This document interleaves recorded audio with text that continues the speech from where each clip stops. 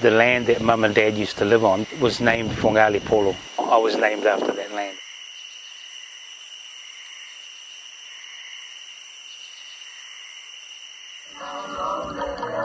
There was a special showing at Victoria University, it seems like the late 70s, 1970s, where they had this movie that had been restored, and they invited all of the descendants of our grandmother who was in the movie. Yeah, it was an immensely proud situation for all of us.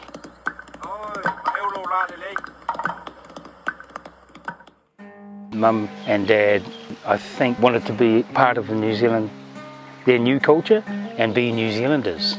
They wanted us to learn good English and teach them better English.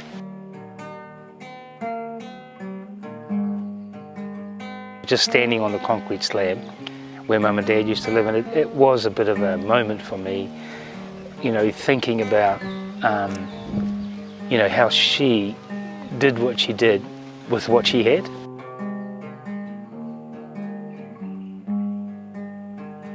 The main reason for Mum coming back to Samoa was to come here, to Fasito'o, because this is where her father died. He's buried here, and this is where our land was.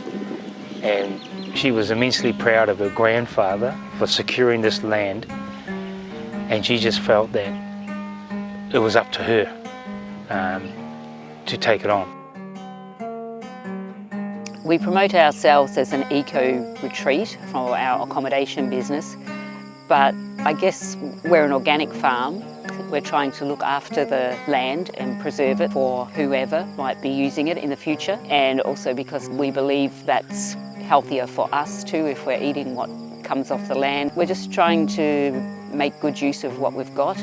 We've now got a very good idea of what we need to grow for what we can make and sell from the land, and also the accommodation. We're trying to make use of the land in that way by having some rooms available for rent and earning an income from that, but also letting people enjoy the peace and the privacy that you have here that you don't have in most hotels.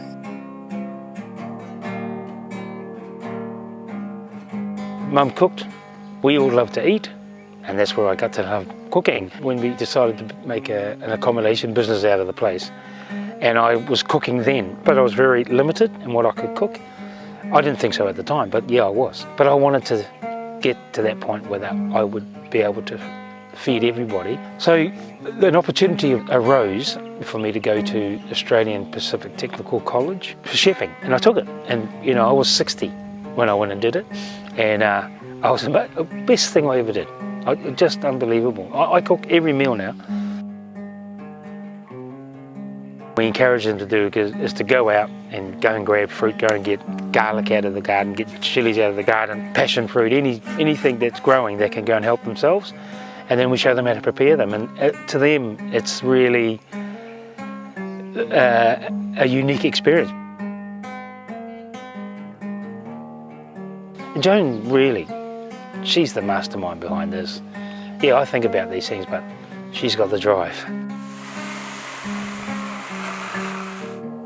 I guess that vision that Paul's mother had is very dear to him, and it is a great motivating force that keeps him going. But I think Paul is also intrinsically motivated himself, and he loves this land. And most afternoons we will sit upstairs and just say how lucky we are to be here and what a beautiful place we have.